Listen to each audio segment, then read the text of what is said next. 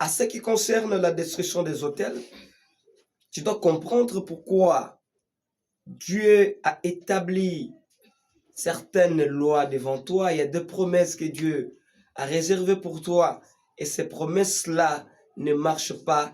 Les promesses ne s'accomplissent pas. Tu dois comprendre pourquoi.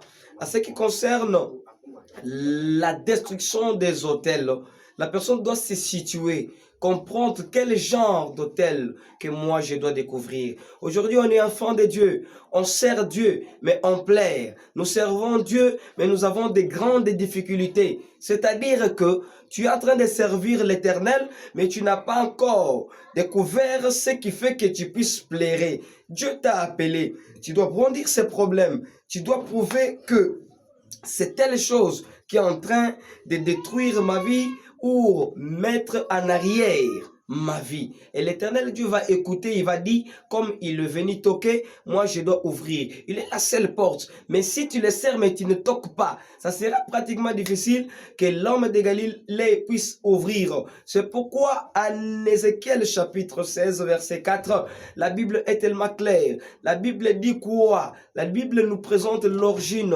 d'un enfant. Cet enfant qui provenait d'une maman qui était Étienne et son père était un Amoréen.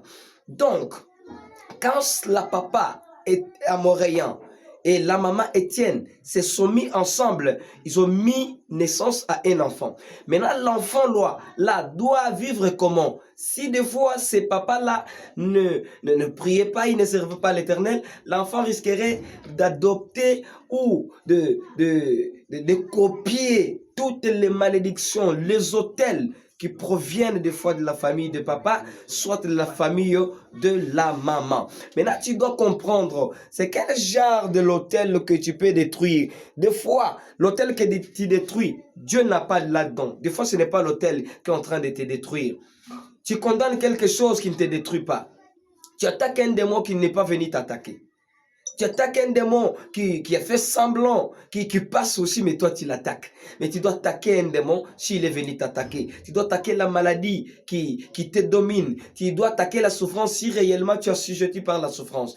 Maintenant, il faut maintenant comprendre. C'est pourquoi on a dit, à ta naissance, le jour où tu naquis, ton nombril n'a pas été coupé. Donc, on nous montre l'origine d'abord de l'enfant et on montre que l'enfant dépend toujours de sa mère, malgré que la maman, je dirais, l'a mis au monde. Nous provenons de diverses familles. Je pense que je parle en France de français. Et il y a les Européens qui m'écoutent. Il y a les Gabonais qui m'écoutent. Il y a les Quinois qui m'écoutent. Il y a les Congolais qui m'écoutent.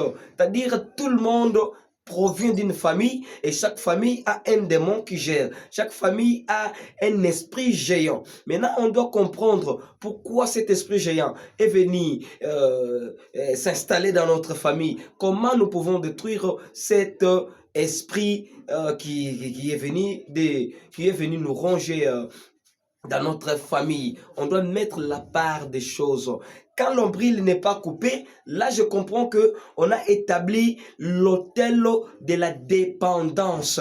Là c'est selon l'idée d'Ézéchiel 16:4. On dit que le cordon ombilical n'est pas coupé. Quand on ne coupe pas d'abord dans la connaissance, donc l'enfant doit dépendre de la vie de sa mère. Or, quand l'enfant est à l'intérieur de sa mère, quand la maman mange, l'enfant doit aussi manger parce qu'il y a un cordon ombilical qui communique les intestins de l'enfant et aussi l'œsophage ou la bouche de la maman. Quand la maman mange, ça arrive, on tamise, on donne un pourcentage à l'enfant. Mais quand l'enfant maintenant sort, il ne doit pas dépendre de la manière dont il dépendait au sein de sa mère. Il sera indépendant. Il ne sera pas encore dépendant. Mais chose grave, dans la Bible, on dit qu'on n'a pas coupé les cordons. Quand on ne coupe pas les cordons, cela signifie que tu es né, mais il y a encore les autels qui t'ont dominé parce que tu es issu d'une famille qui regorgeait aussi plusieurs autels. Si ce n'est pas du côté de ton père, c'est des fois du côté de ta mère. Mais tu dois comprendre comment tu peux détruire ça.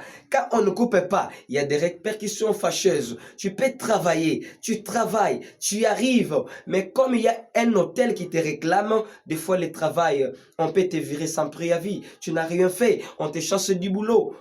C'est parce qu'il y a un hôtel des dépendances, des réclamations. Pourquoi? Parce qu'on n'a pas coupé les cordons ombilicaux. Si on n'a pas coupé spirituellement, tu peux travailler. Et quand on te paye, tu ne subviens pas aux besoins de celui qui t'avait fait étudier. Directement, il doit te maudire le travail. C'est détériore, je dirais. Ou soit on te chasse encore sans préavis. Parce que celui qui t'a aidé n'a pas mangé, il doit te maudire. Là où tu es là, tu dois comprendre que si des fois, sur le plan de la vie courante, si les choses ne marchent pas, donc il y a un hôtel qui est en train de dominer quelqu'un. Non seulement ça, on dit que l'enfant était dans le sang. En Ézéchiel 16:6, la Bible dit que il était dans le sang. Je te voyais baigner dans ton sang, mais je te disais, vis toujours dans ton sang là. Quand l'enfant est dans le sang, ça sera compliqué pour que la personne autre puisse transporter cet enfant-là. Ça revient au même. Quand toi, tu es encore dépendant et que tu as encore des signes sur toi, c'est difficile de progresser. C'est difficile de faire quelque chose de bon parce que tu auras une marque. C'est pourquoi j'appelle un témoin Joseph. Quand on est allé vendre Joseph, avant de le vendre, on l'a mis dans les citernes. Quand on l'a incarcéré, c'était une manière d'incarcérer quelqu'un. Parce qu'il ne pouvait pas se déplacer, il était lié quelque part, il était bloqué quelque part. Mais non, quand on est allé reporter cela à son père. On a dit, comme ça, le père ne va pas accepter. On a pris l'habit de Joseph. On a aspergé le sang. On est allé montrer au papa, voilà ton fils. On est allé, il a été dévoré par un animal féroce, alors que c'était du mensonge. On prend ton habit, on asperge du sang pour que les gens portent un mauvais témoignage contre toi. Il y a des fois dans la vie, tu n'as pas fait quelque chose et les gens disent que tu as fait. Des fois dans la vie, on te condamne. Dans la vie, on te dit des mauvaises choses. Dans la vie, les gens n'aiment pas ton passage. Si tu fais, on n'acclame pas. Tu fais, on critique. C'est parce que il y a encore un hôtel qui est en train de te détruire. C'est quel hôtel? L'hôtel de sang. L'hôtel de sang, c'est-à-dire l'hôtel de la malédiction, l'hôtel des souffrances, l'hôtel de l'humiliation, encore si j'ai pas encore rajouté quelque chose.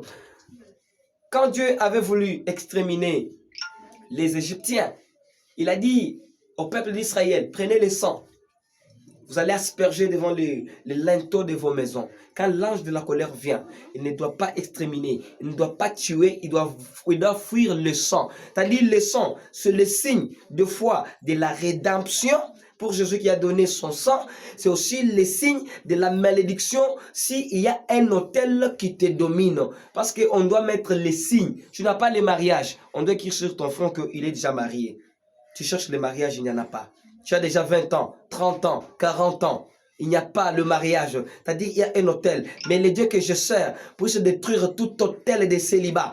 Que l'Éternel que je sers puisse détruire l'hôtel de la malédiction, l'hôtel de la dépendance, parce que à la croix, il a effacé l'acte dont les ordonnances nous condamnaient. Il les a cloués même à la croix, cet homme de Galilée. Son sang, c'était pour la rédemption du peuple. On est là, nous ne sommes pas des saints, mais nous sommes en train de nous forcer pour devenir saints. Parce que jour, quand il viendra, il sera dans les airs, il doit récupérer les sangs. Mais toi, tu te poses la question, quand l'Éternel, quand Jésus viendra dans les airs, il doit prendre qui? Parce que nous nous disons que nous ne sommes pas des saints.